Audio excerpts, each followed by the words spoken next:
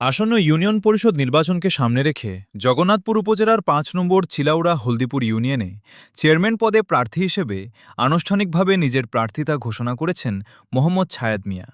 এ সময় তিনি একটি নির্বাচনী ইশতেহারও প্রকাশ করেন। ইশতেহারে তিনি বলেন, জনগণের ভোটে নির্বাচিত হলে ইউনিয়নের সার্বিক উন্নয়নকে সর্বোচ্চ অগ্রাধিকার দেওয়া হবে। ইউনিয়নের গুরুত্বপূর্ণ কাঁচা রাস্তাগুলো পর্যায়ক্রমে পাকা করা, প্রয়োজনীয় স্থানে নতুন ব্রিজ ও কালভার্ট নির্মাণ, কৃষকদের দীর্ঘদিনের দুর্ভোগ দূর করতে হাওড় অঞ্চলের যোগাযোগ ব্যবস্থা উন্নয়ন এবং কৃষিপণ্য পরিবহনের সুবিধার্থে হাওড়ের রাস্তাগুলো পাকা করার উদ্যোগ নেওয়া হবে।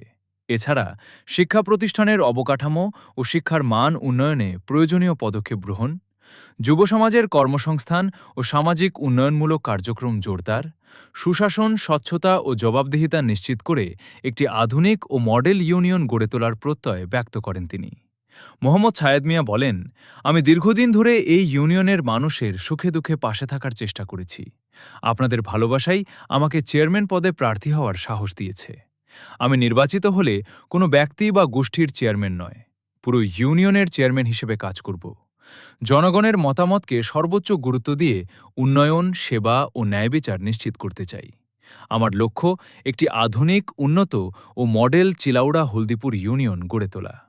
স্থানীয়দের ভাষ্য, দীর্ঘদিন ধরে বিভিন্ন সামাজিক ও জনকল্যাণমূলক কর্মকাণ্ডে সম্পৃক্ত থাকায় মোহাম্মদ ছায়েদ মিয়ার প্রার্থিতা ঘোষণায় অনেকের মধ্যে উৎসাহ উদ্দীপনা দেখা দিয়েছে।